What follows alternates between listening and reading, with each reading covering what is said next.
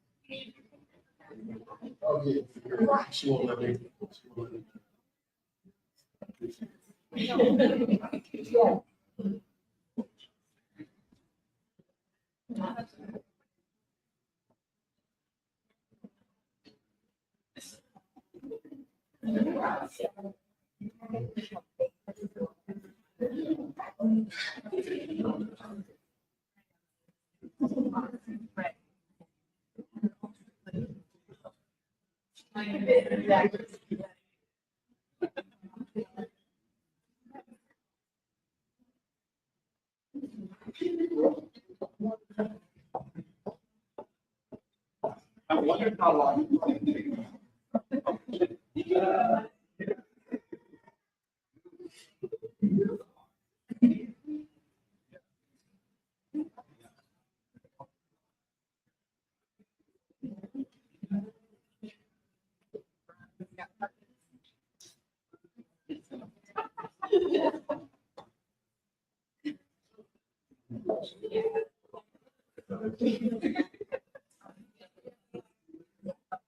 Yeah.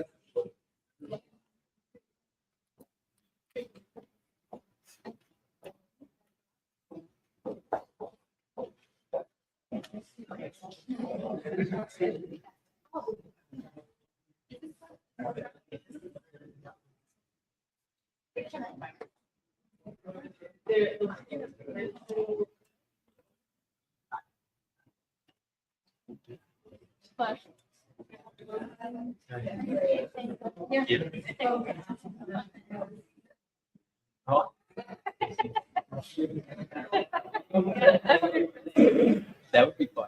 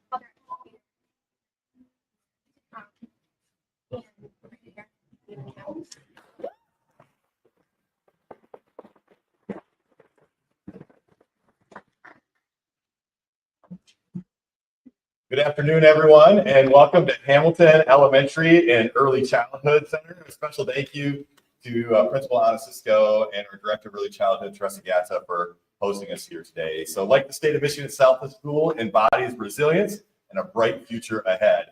And we're proud to open this brand new space designed to provide truly a world-class environment for our students. With the tremendous support of our Kentwood community, we have invested deeply across all 19 of our schools. We're also grateful for the leadership of Governor Whitmer, who has championed historic advancements in education during her entire term in office. And here's just a couple examples. So we're in our early childhood space, and the most recent state budget expanded free preschool for every 4-year-old in the state of Michigan through the award-winning Great Start Readiness Program. And right here in Kentwood, we have doubled our early childhood space to meet family needs, and it has been met with tremendous demand. Career pathways.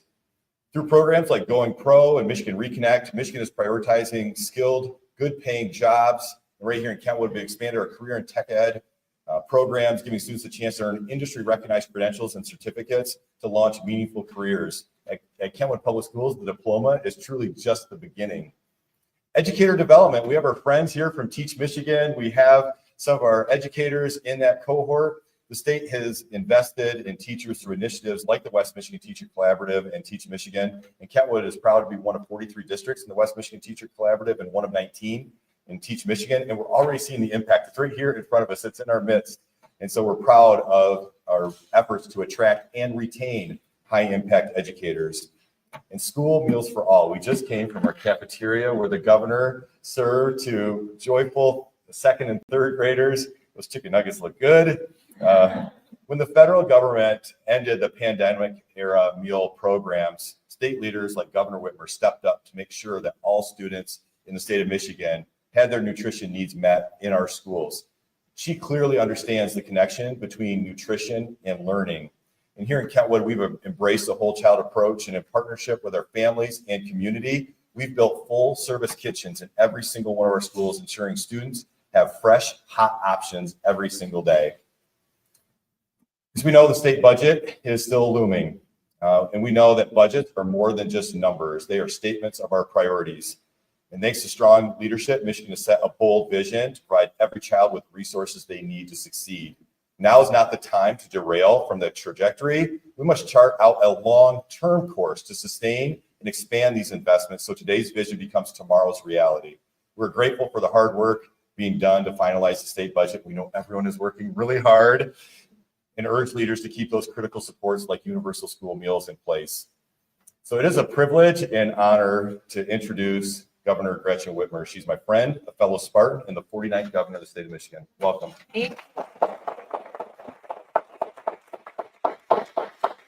Well, thank you. Number one, thank you. I am always so grateful for your leadership and the work that you've done to help inform the work that we're doing in Lansing. You and everyone who shows up every single day in front of the classroom, at the front of the school bus, at the head of the cafeteria, all the people that make a school work for kids are the best of public servants. And this is not an easy time to be in public service. But I can see with my own eyes, talking to the kids, talking with the team here in Kentwood, you're doing something special. And it makes a big difference in the littlest lives, but in the lives of so many families. So today I was here to help serve lunch.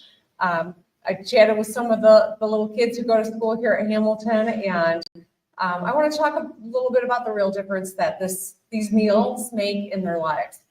You know, it's tough for any of us to focus when we're hungry, right?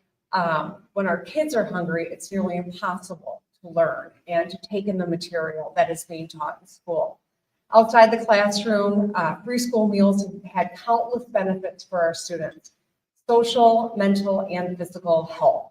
As I chatted with some of the folks that work in the cafeteria, they've seen a difference in behavior just because every child's able to access that meal.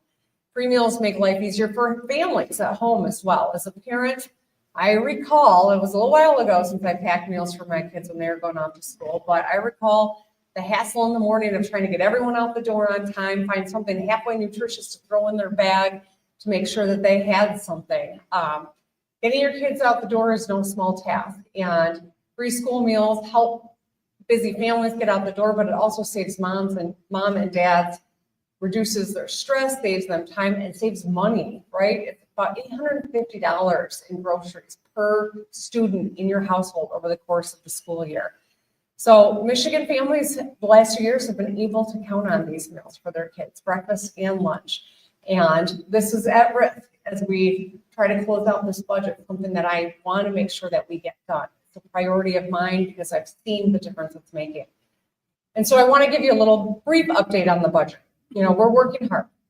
Democrats and Republicans are working together right now in Lansing to improve our schools and help kids succeed. It is my 21st budget. All right, I did 14 as a legislator. This is my 7th budget as governor. They're never easy. It's always hard, but we're coming down to the end here. And I'm going to stay working every day to make sure that we get this done on time and that it prioritizes our kids, feeds our kids, doubling down on literacy, training more qualified and skilled teachers, continuing to make record investments in classrooms, and expanding safety and health resources. I've already signed 6 balanced bipartisan budgets. This year should be no different. And so I'm just here to lift up one thing that is in that budget that's so important, but there are many, and we've got mere days left, but I believe we will get it done. And with that, I just want to thank you for the work that you do here every single day and tell you I got your back as we complete this. Thank you.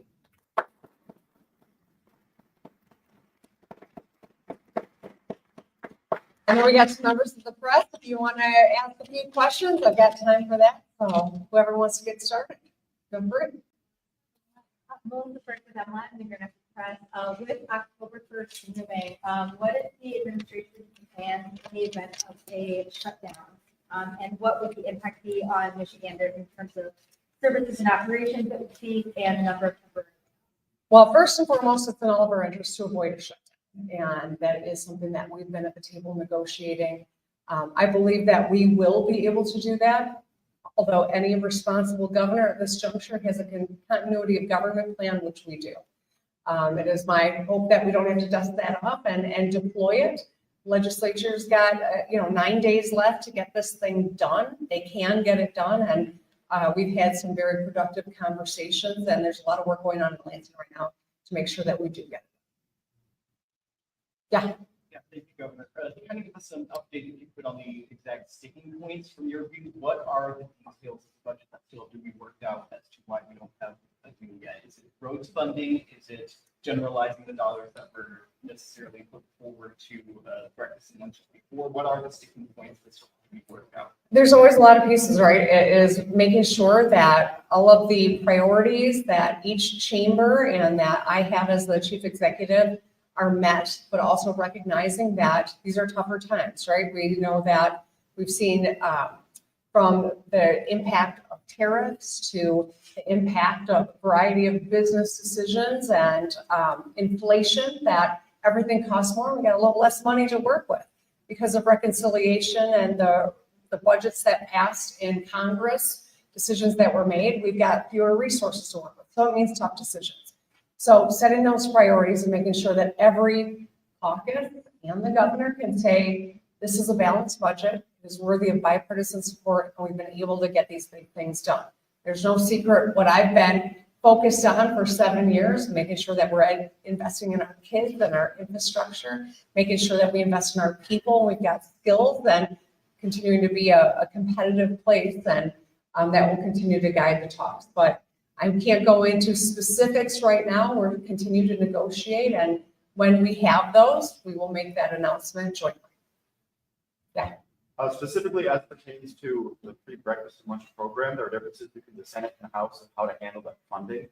Speaker Hall has said, that their schools can do whatever they want with the House's version of the budget. Do you believe that to be true? So I think it's important that we designate dollars for lunch and breakfast. I think if we don't do that, we run the risk of some kids having access to meals and others not. And so that is why the last 2 years, that's exactly how it was written. And that's something that I think continues to be important.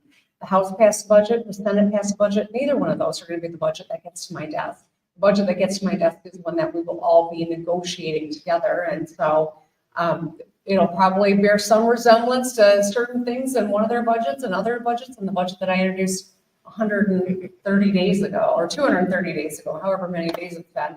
I introduced it in February. So that's what negotiation is. We have split government. And even when it's all one party, there's always differences of opinion. So we will work through those differences and get a budget done. And I just want to make sure it gets done right and it gets done on time. You stood up, so, okay. All right, you call, we'll do two, both of you. Not sign the budget that passed by the House. Why? What are your reasons for that?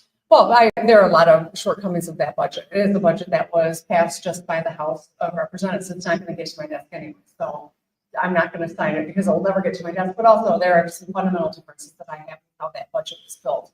I'm confident, that being said, that Speaker Hall is serious about having a budget that is serious. He's got a lot of priorities, and I think that we can write a budget that checks off things that are on my list, checks off things that are on the House Republicans list and the Senate Democrats list. Every one of us can say we got some victories here, but every one of us is going to have to make some sacrifices too. That's how budgets are done, especially in these times when we've got tighter resources and everything's more expensive. People are feeling it at home, they're making hard decisions. We got to do that in state government too. What are the other things on that list for you that are kind of non-negotiable when we put education funding? Well, you know what, I think that we've made tremendous strides after decades of disinvestment in public education.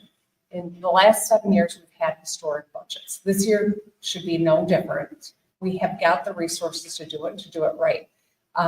Free meals is something that I think has really made a difference. Our tremendous support for literacy programs is going to continue to be very crucial as we try to make sure that every child can read. As we think about supporting our educators, we've made a lot of investments in luring great, talented people to go into this profession and keeping those who have made a commitment to this profession continue to do it. And so these, I think, would be the top of the list, but there are a lot of things in the education budget that I think are really important and that will be important as we negotiate. All right. Thank you, everybody. Thank you for all you do. Appreciate you. What are your thoughts on the National Guard being deployed to Detroit? Maybe Vince kind of floated that idea. Any thoughts on, we've seen that in other cities in the country, thoughts on National Guard being Detroit? think that those tactics are unwarranted and not something that we're going to be asking for. Thank you.